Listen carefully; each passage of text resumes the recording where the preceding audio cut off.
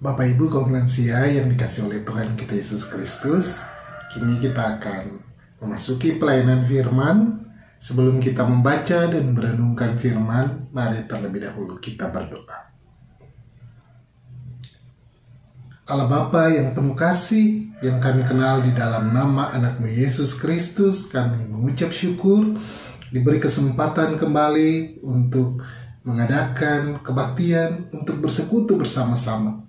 Kiranya Tuhan yang memberkati persekutuan ini, dan kami akan membaca sebagian dari firman-Mu. Biarlah Roh Kudus-Mu yang menolong kami, memampukan kami untuk memahami, dan memberi kami kekuatan untuk melakukan. Sertai hamba-Mu yang akan melayani, biarlah firman boleh disampaikan sesuai dengan kehendak-Mu. Inilah doa dan permohonan kami, di dalam nama Yesus Kristus, Sang Firman yang hidup. Kami bawa dan alaskan doa ini. Amin. Bagian Alkitab yang akan kita baca dari 1 Yohanes 3 ayat 11 sampai 18. Perikopnya berjudul Kasih terhadap saudara sebagai tanda hidup baru. Sebab inilah berita yang telah kamu dengar dari mulanya, yaitu bahwa kita harus saling mengasihi. Bukan seperti Kain yang berasal dari si jahat dan ia membunuh adiknya. Dan apakah sebabnya ia membunuhnya? Sebab segala perbuatannya jahat dan perbuatan adiknya benar. Janganlah kamu heran, saudara-saudara, apabila dunia membenci kamu. Kita tahu bahwa kita sudah berpindah dari dalam maut ke dalam hidup, yaitu karena kita mengasihi saudara kita. Barang siapa tidak mengasihi, ia tetap di dalam maut. Setiap orang yang membenci saudaranya adalah seorang pembunuh manusia. Dan kamu tahu bahwa tidak ada seorang pembunuh yang tetap memiliki hidup yang kekal di dalam dirinya. Demikianlah kita ketahui kasih Kristus, yaitu bahwa ia telah menyerahkan nyawanya untuk kita. Jadi kita pun wajib menyerahkan nyawa kita untuk saudara-saudara kita. Barang siapa mempunyai harta duniawi dan melihat saudaranya menderita kekurangan, tetapi menutup pintu hatinya terhadap saudaranya itu, bagaimanakah kasih Allah dapat tetap di dalam dirinya? Anak-anakku, marilah kita mengasihi bukan dengan perkataan atau dengan lidah, tetapi dengan perbuatan dan dalam kebenaran. Demikianlah firman Tuhan. Berbahagialah kita yang memelihara firman Tuhan di dalam kehidupan kita sehari-hari. Haleluya. Bapak Ibu kaum lansia yang dikasih oleh Tuhan kita Yesus Kristus, tema kita perwujudan kasih dalam kehidupan bersama. Kasih merupakan hal mendasar yang diajarkan dan diteladankan oleh Yesus kepada murid dan juga kepada setiap kita yang beriman kepadanya. Namun seringkali sebagai pengikut Kristus, kita tidak memahami dengan benar perwujudan kasih yang Kristus maksudkan untuk dapat dilakukan dalam kehidupan kita. Oleh sebab itu, ajaran tentang kasih hanya sebatas pengetahuan tanpa implementasi dalam kehidupan kita. Padahal, sebagai manusia diciptakan sebagai makhluk sosial, perwujudan kasih seharusnya dapat dilakukan dalam kehidupan keseharian kita. Kita menyadari bahwa kita tidak dapat hidup tanpa orang lain. Kita tidak dapat hidup sendiri. Maka seharusnya kita saling mengasihi satu dengan yang lain. Bunda Teresa pernah berkata, "Not all of us can do great things, but we can do small things with great love." Tidak semua kita dapat melakukan hal yang besar, tetapi kita dapat melakukan hal-hal yang kecil dengan kasih yang besar. Kita seringkali sulit mewujudkan bagaimana kasih itu, karena terlalu memikirkan hal-hal yang besar, padahal perbuatan kecil pun dapat mewujud nyatakan kasih di tengah kehidupan.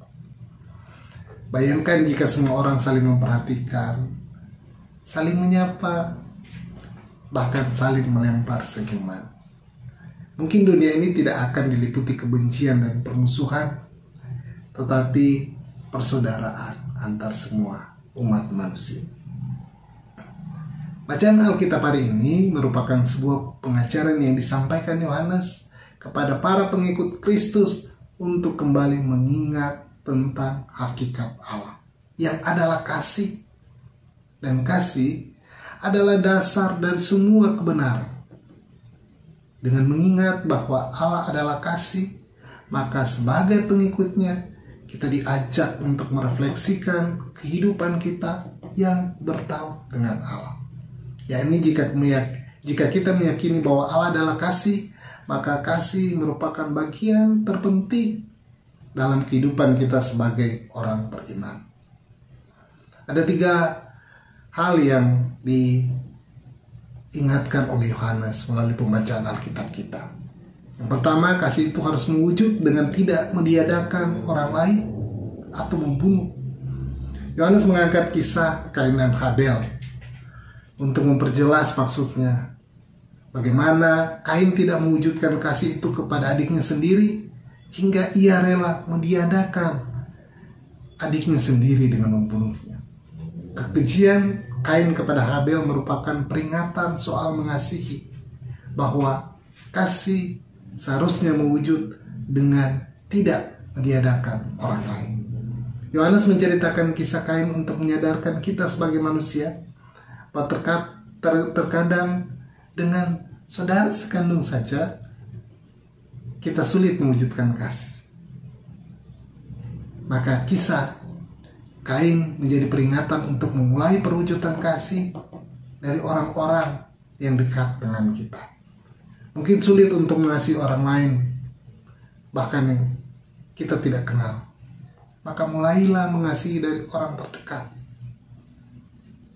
anggota keluarga kita, saudara kandung kita sendiri. Kedua, kasih mewujud dengan tidak membenci orang lain. Yohanes menuliskan bahwa tindakan membunuh bukan hanya diartikan secara harafiah, yakni kita juga adalah pembunuh. Bagaimana tidak, ketika kita membenci orang lain, bukankah kita seringkali membunuh karakter orang tersebut dengan ucapan-ucapan kita dan tindakan kita? Ketika kita benci terhadap orang lain, bukankah kita menceritakan keburukan orang lain itu kepada yang lainnya sehingga memacu orang lain untuk membenci dirinya? Ketika kita membenci orang lain, maka harkat dan martabat orang itu juga kita rendahkan dengan ucapan-ucapan kita. Disinilah Yohanes menjelaskan lebih luas lagi tentang tindakan kasih yang tidak hanya melarang untuk membunuh secara fisik, tapi juga karakter, yaitu dengan membenci. Ketiga, kasih itu mewujud dengan memberikan pertolongan. Yohanes menerangkan ini dengan mengisahkan pengorbanan Kristus bagi kita manusia. Sejatinya manusia telah mati karena dosa, namun Kristus menolong manusia dengan rela menanggung derita, bahkan menyerahkan nyawanya menggantikan kita. Dengan teladannya, maka kita diminta juga untuk dapat menolong orang lain, sama seperti Kristus yang telah menolong dan menyelamatkan kita dari dosa maut. Kita juga yang mengaku beriman kepadanya seharusnya melakukan teladan yang telah Ia berikan.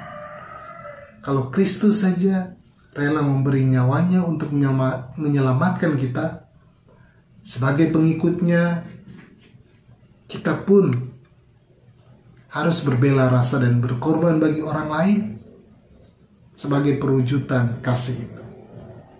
Pada akhirnya, Yohanes menuliskan tentang perwujudan kasih itu dengan mengungkapkan bahwa kita tidak hanya bisa mempercakapkan kasih dengan perkataan, dengan lidah, tetapi harus mewujudkannya lewat tindakan kita, yaitu perbuatan dalam kebenaran. Kasih itu tidak hanya untuk diperbincangkan, tetapi juga dilakukan. Dengan demikian, maka kita mengupayakan perwujudan kasih di tengah kehidupan yang telah Allah anugerahkan.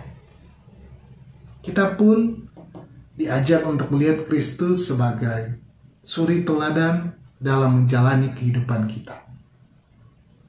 Mungkin bukan hal yang mudah, maka mulailah dari hal-hal yang kecil, yakni menghargai kehidupan dan keberadaan orang lain di sekitar kita. Jangan membenci orang lain dengan ucapan-ucapan kita, dan berbelah rasalah dengan sesama kita. Bapak Ibu,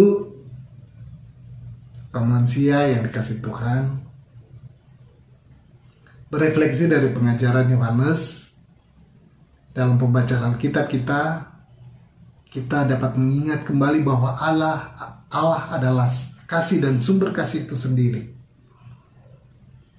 Dalam usia yang Tuhan terus percayakan kepada kita, sikap dan perilaku sebagai lansia juga harus didasari akan kasih Allah, termasuk perwujudan kasih di dalam kehidupan sehari-hari. Kita diajak untuk memposisikan diri menjadi teladan bagi anak cucu dalam perwujudan kasih. Oleh sebab itu, penting bagi kita tetap mengupayakan kasih di tengah kehidupan yang dijalani, di tengah-tengah keluarga, bersama dengan sanak saudara, anak-anak, dan cucu-cucu. Seperti Bunda Teresa sampaikan, mewujudkan kasih tidak selalu dengan hal yang besar, tapi dapat dimulai dengan hal-hal yang kecil. Sebagai kaum lansia, kita dapat terus mewujudkan kasih di tengah-tengah hidup keluarga, persekutuan, bahkan masyarakat. Banyak hal-hal kecil yang berarti yang dapat terus kita lakukan. Memberi perhatian kepada anak, cucu, mantu, dan sanak saudara. Menegur dan bukan membenci ketika ada yang bersalah, bahkan berbela rasa dengan anak, cucu, mantu, dan sanak saudara. Bapak Ibu kaum lansia yang dikasihi Tuhan, kiranya kita semakin bersemangat mewujudkan kasih dan menjadi teladan bagi orang-orang lain, bagi kehidupan di sekitar kita. Kita juga menjadi teladan bagi generasi muda, seperti yang lansia yang bisa untuk mewujudkan kasih. Demikian juga dengan kaum muda.